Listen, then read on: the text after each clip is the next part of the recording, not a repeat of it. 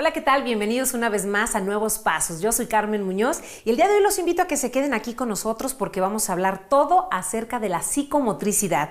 Los especialistas van a responder todas nuestras dudas. ¿Me acompañan?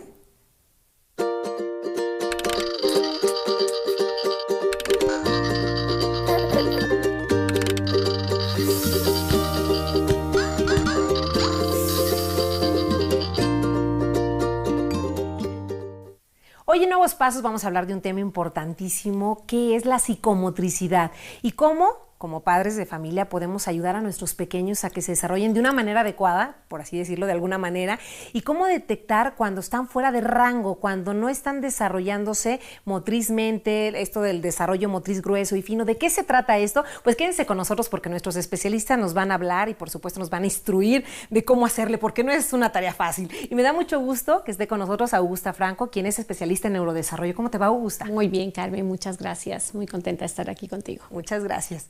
Y también está con nosotros Laura Cano, quien es puericultista. Hola, muchas gracias por la invitación de nuevo aquí y viéndote ahora como nueva mamá, me da mucho gusto así. Que es un trabajo difícil, pero maravilloso. Vamos aprendiendo junto con ellos y descubriendo el mundo. Así como Julieta León Guajardo, quien es mamá también, y eres psicóloga. Psicóloga también, pero mamá también, y también se aprende mucho. ¿Y cómo te va como mamá? Bien, bien, la verdad es que hay muchas alternativas para poder desarrollar adecuadamente este tema con nuestros niños. Claro, y hablar de esto de la psicomotricidad, que es básico, ¿no? Porque nacemos con ello. Pero ¿qué es la psicomotricidad? La psicomotricidad, como tú bien dices, es el movimiento innato que tenemos, ¿no? Desde que estás en el vientre de la madre empieza a ver ya esta parte de psicomotricidad y empieza a ver un movimiento y vas a ir desarrollando, o cada etapa del bebé tiene que ir cumpliendo ciertos puntos, ciertos pasos, que son los que nosotros buscamos y vemos para que, como tú decías a la entrada, contemplar si un bebito está en el rango indicado, si hizo un movimiento correcto, por así decirlo, porque el correcto es como... ¿Cómo lo vamos detectando? ¿Cómo sabemos si nuestro hijo realmente se está desarrollando de esa manera, ¿no? De acuerdo a la edad que tiene. Exactamente. Lo primero que contemplamos generalmente, pues lógicamente, es el control de la cabeza. Eso nos va a dar la pauta para saber qué tan fácil va a ser su vida. A ver, díganme algo esto de la cabeza, porque dicen que todos los papás decimos exactamente lo mismo, ¿no? De hecho, una amiga se ríe de mí porque dice, seguramente tú dices que tu bebé desde el cunero ya levantaba la cabecita y que estaba muy fuerte. Digo, de verdad, a mí eso me sorprendió, claro. ¿no? Porque antes a los niños, no sé, los veíamos como más lentos en su movimiento de cabeza, más pasivos. Esto es un desarrollo, ¿no? Va empieza primero por reflejos. El bebé empieza a tener movimientos en base a reflejos. Mueve sus manitas, mueve su cabeza y después, posteriormente, va adquiriendo esa tonicidad en el cuerpo para después empezar con movimientos ya bruscos. Desarrolla primero la coordinación gruesa y después un poquito la fina. A ver, hablemos más de eso. ¿Qué es el desarrollo psicomotriz grueso y fino? Ok, mira, el desarrollo psicomotriz en general tiene una interacción de lo que es la parte psíquica con el movimiento. De ahí viene psicomotricidad. Entonces, se divide en psicomotricidad fina y gruesa, que lo primero que empieza es la gruesa, porque es cuando empiezan a agarrar como los movimientos y las cosas grandes, ¿no? Ya conforme van creciendo y se van obviamente desarrollando más, empieza ya el movimiento fino, que tiene que ver ya con cosas más exactas, ¿no? Con utilizar más lo que son la parte de los dedos. ¿Como a los cuántos meses empiezan a desarrollar la fina? Pues mira, realmente eso ya está más grande en preescolar. ¿Sí? Eso ya es preescolar. ¿Podemos meses? Podemos notarlo antes, a partir como del año y medio. Sí. Se empieza a notar esa psicomotricidad fina. ¿Cómo? Bueno, pues el bebé va a empezar a tomar objetos. De hecho, cuando nos toma de las manos, a las mamitas o a la persona que esté con ellos, los toma de un dedo, ¿no? Entonces, primero el bebé, como decía anteriormente, actúa por reflejo. A veces decimos, ay, mira, no me quiere soltar, me tomó del dedo fuerte, pero cuando está bebecito, pues es un reflejo. Ya nos quitaste la ilusión, Laura, porque uno se emociona, porque el bebé se prende de ti, no te quiere soltar y dices, mira, me reconoció. Sí, y después ya el bebé va adquiriendo esta psicomotricidad fina, él va a empezar a tomar objetos y va a empezar a llevarlos de un lado a otro y va a combinar con esto que es visomotora. Él empieza a seguir con su mirada los objetos. Ajá. Y entonces de ahí se sigue, ¿no? Prensando, pinzando, rayando, es cuando empiezan a rayar. Es toda la fina, que también tiene que ver mucho con el movimiento de los dedos, de los pies, de los dedos de las manos, la vista, la gestualización. Todo lo que es la gestualización. Ajá, exacto. Entonces, la base de esta motricidad fina es la base motora. Primero tiene que haber desarrollado bien la base motora gruesa para que entonces... ¿Y cómo nos damos cuenta que se está desarrollando la motora gruesa? Si vemos a un bebé, como tú dices, ¿no? El momento en el que ya hay una fuerza en el cuello, luego tiene que pasar esta fuerza hacia el pecho, porque no es que de una levanta la cabeza y el pecho, sino que es todo va segmentando exactamente para luego poder levantar los brazos, luego levantar las piernas. Aquí va a entrar, podemos ver, este chiquito a los 6 meses tiene que ya tener una fuerza en la parte lumbar, en la parte del sacro, que es la que nos va a motivar para que pueda gatear. Claro. Porque hay muchos, apoyar en sus bracitos exactamente, y se empieza a levantar más. ¿Qué se ve ahora? Hay muchos niños que han dejado de gatear, ¿no? Eso. Y entonces la mamá dice, no, bueno, pasó si no sentada. Ahí, como decía Laura hace un ratito, entra el mayor problema que va a tener esta criatura ya cuando crezca. En ese momento no, pero sí el momento en el que le toque sentarse en un escritorio es la parte de coordinación ojo-mano. Es lo que más se nota el momento en el que tú te saltas la fase de gateo. Sí, como que... Y va a faltar esa coordinación también de movimiento. Sí, se pierde esto, se va perdiendo la etapa como va el bebé, ¿no? La primera etapa es movimientos con su cabeza, que ya la sostenga, que después se pueda sentar y posteriormente el gateo. Porque es importante, porque aparte no nada más estamos desarrollando la psicomotricidad, también va el área cognitiva junto. Exacto. Y el área afectivo-social.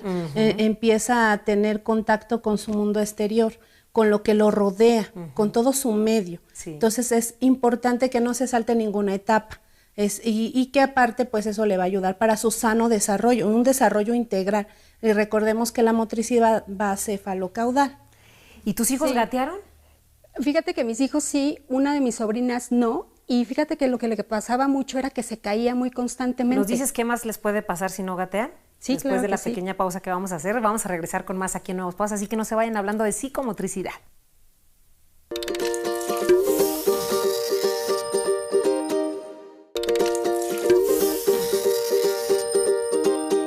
Julieta, quien es mamá y psicóloga, antes de la pausa nos estaba platicando que su sobrina no gateó y se tropieza mucho, se cae mucho. Sí, fíjate que la parte del gateo hace que fortalezcan mucho sus brazos. Entonces, aunque ella ya camina y corre, se cae y nunca mete los brazos. O sea, ese instinto de ponerlos en el piso no lo desarrolló. Entonces, de verdad sus caídas han sido de boca, ¿eh? Entonces es una de las cosas muy importantes por las que ayuda el gateo. Claro, que ayuda el gateo. Y bueno, después de que empiezan a gatear y que comienzan a quererse parar, a querer caminar, el equilibrio es algo primordial. ¿Cómo lo mantienen? ¿Cómo ayudamos a que se mantengan en equilibrio? Mira, el equilibrio empieza a trabajar desde el momento del nacimiento. ¿Por qué? Porque sales del canal de parto y durante todos esos 9 meses el bebé estuvo en el agua. Sí. ¿Okay? Y es la primera vez que sale a la gravedad y tiene que luchar con la gravedad. Entonces empieza a trabajar el sistema vestibular. Este sistema vestibular es el que nos va a mantener en pie durante toda la vida. Entonces viene a ser como un reflejo también la parte del equilibrio. ¿Dónde va a estar el cimiento? Lógicamente es el vestibular junto con el aparato visual. Entonces aquí podemos entender que para que un niño pueda caminar, para que pueda correr, para que pueda saltar, tiene que haber una buena conexión entre estos dos sistemas, el sistema vestibular y el sistema visual. Entonces los ojos son primordiales. Si nos metemos un poquito más en la parte de motricidad fina, podríamos entender que la lectura no se puede dar si no tiene una buena base de equilibrio. Okay. Entonces, a veces queremos que los niños empiecen a leer a los 3 años cuando todavía esos aparatos están muy inmaduros. Y nunca imaginamos que fue a raíz de esta etapa que vivieron. Exacto. Entonces, por eso es que es tan importante esta parte de la psicomotricidad, porque es la base de cómo vas a ser tú de adulto. Claro, y bueno, vemos a los niños cuando les cuesta a veces un poquito de trabajo al saltar, al mantenerse en un pie. Claro, tiene que ver. Pues el gallo gallina, que hay quien lo practica ahorita con sus hijos, ¿no? Claro. Y tienen que estar ahí al pendiente. ¿Qué pasa aquí Sí, con tiene esto? que, volvemos a lo mismo, no se debe de saltar etapas, ¿no? Es importante también empezar a subir escaleras, gateando. ¿Qué tiene que ver gateando. con la lateralidad? Y entonces Eso ahí tiene se que ver con la empieza a lateralidad. ubicar en el espacio. También es importante que él se ubique en el espacio que tiene.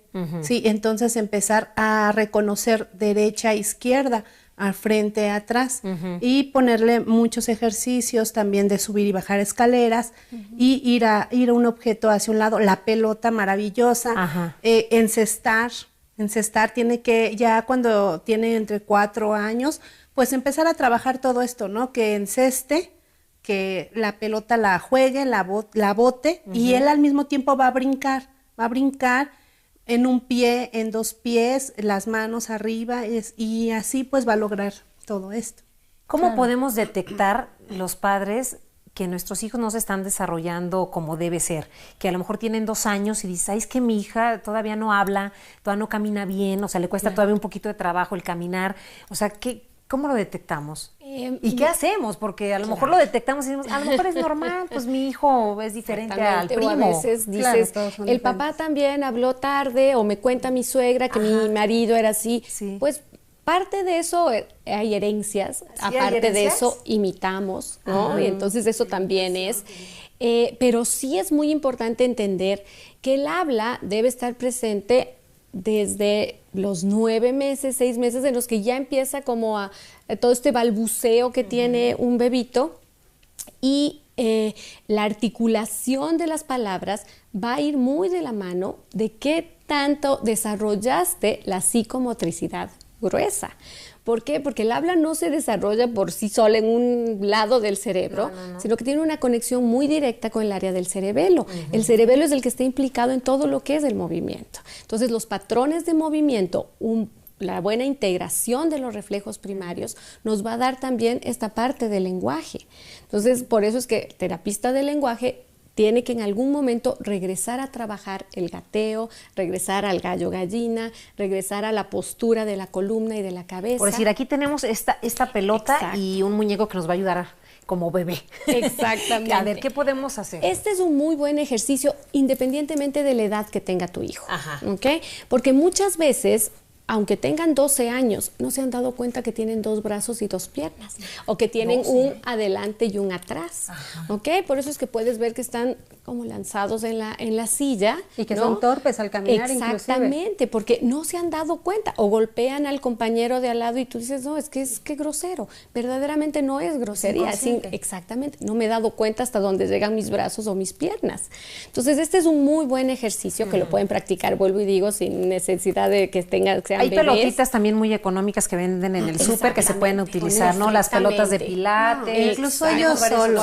ellos solos se tumban en la pelota y se claro, empiezan se a balancean, mecer. claro. Sí, cuando ya caminan, ellos tumban la pelota, se balancean, tocan sus manos, tocan sus piernas y lateral. Y eso ayuda. Frente a, sí, ellos mismos conocen. Ahora, ¿qué haces con uno que todavía no tenga la fuerza para llegar? Porque muchas veces se lanzan y por la fuerza pues termina la Se cabeza. O lo que decía Julieta de su sobrina, nunca metió las manos. Porque nunca aprendió. Nunca aprendió. ¿Okay? No, ese reflejo no se presentó. Entonces es un ejercicio muy fácil. Colocar tu mano siempre debe estar en contacto, ya sea del coxis o si lo hacemos boca arriba, en el ombligo. Ajá. Y el movimiento va a ser, siempre regresas al ombligo, tocas el brazo, vuelve. Son 3 veces de cada lado. Y esto nos va a dar que tenemos 2 brazos, 2 piernas. Y luego vamos a ir al movimiento. Enseñarle lo que tiene. Exacto. Primero trabajamos movimientos homólogos, luego movimientos del mismo lado o homolaterales, para luego pasar al patrón cruzado. ¿Okay? Entonces, esto nos está enseñando que tenemos 2 manos, 2 piernas, 2 lados, el lado derecho y el lado izquierdo, y que después estos 2 lados se pueden cruzar. ¿Okay? Entonces, si un niño no entiende que tiene 2 piernas y que ésta se mueve junto con el brazo, jamás va a entender que puede hacer una marcha cruzada. ¿Okay? Son unos ejercicios de verdad tan sencillos, que no les cuesta nada de trabajo hacerlos, ¿no? De suma importancia porque se reconoce a sí mismo y también es importante que toque su cuerpo, ¿no? Con sus manitas, esta es tu mano y siempre hablarles. Y sobre todo que esto es lo que va a marcar de por vida el crecimiento y el desarrollo de tu hijo. Exactamente, porque ahí podríamos decir no solo el desarrollo académico, sino la parte social, cómo me ven, cómo estoy, afectivo, social y la parte cognitiva, ¿no? Que van de la mano. Uy, pues tenemos muchísimo que aprender como padres y eso lo vamos a hacer aquí en Nuevos Pasos, así que los invito a que se queden con nosotros porque todavía vamos a aprender un poco más para saber cómo podemos ayudar nosotros como padres a nuestros hijos. No se vayan.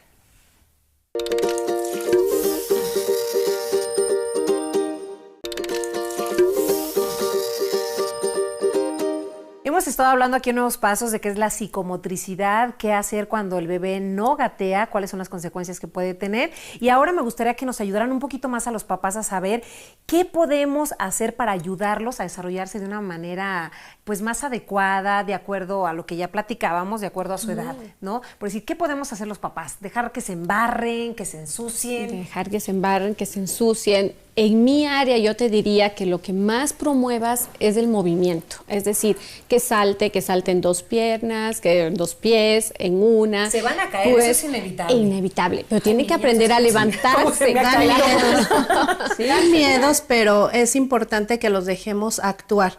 No, acuérdense que estamos hablando de movimiento, todo es movimiento en ellos. Hay que empezar de lo grande a lo pequeño. ¿Qué quiero decir con esto? Bueno, que si va el niño queremos que aprenda a recortar, bueno, primero que troce papel, que lo haga pedazos, que haga bolitas de papel y después ya entonces que ya tenga esa motricidad fina, darle unas tijeras. Ajá, entonces así el niño va a coordinar mejor esos movimientos y bueno, va a estar estimulado en todos los aspectos de la siempre motricidad. Supervisándolo. Claro, no dejarlos solos. Sí, no dejarlos solos. Y esta parte, regresando un poco a lo del gateo, de verdad es muy importante. Dejarlos que gateen y además todo les queda a su nivel. Entonces es muy importante que empiecen a conocer, a agarrar. Lo que pasa es que a los papás a veces nos da flojera estar atrás de ellos cuidándolos. Por eso a veces no los dejamos gatear.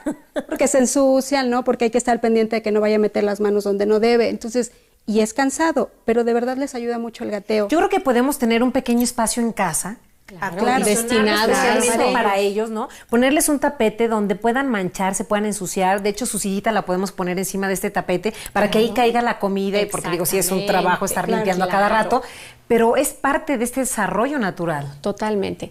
Y aquí hay que tener en cuenta eso, el niño aprende a través de la boca. Entonces, muchas veces decimos, no te metas a la boca, no. Entonces, es más fácil si tú como mamá limpias todo, desinfectas todo, si ese fuera, que generalmente la primeriza, pues es uno de sus grandes temores, pero asegurarte que todo esté limpio o más o menos limpio, que puedas llevarse a la boca, porque es inevitable, es parte del desarrollo. Él tiene que conocer el mundo a través de la boca. Oye, en cuanto a las pinturas... Cualquier material sencillo que te encuentras en la papelería, le sirve. O sea, papel, pedazos de tela, pinzas para la ropa, es muy importante, las pueden abrir. Eso, o las pinzas del pan, ¿no? Cuando uno va al pan, que se entretengan un rato también. Sí. Hacer partícipes a los niños de la vida cotidiana, porque de ahí es donde ellos van a aprender, ¿no?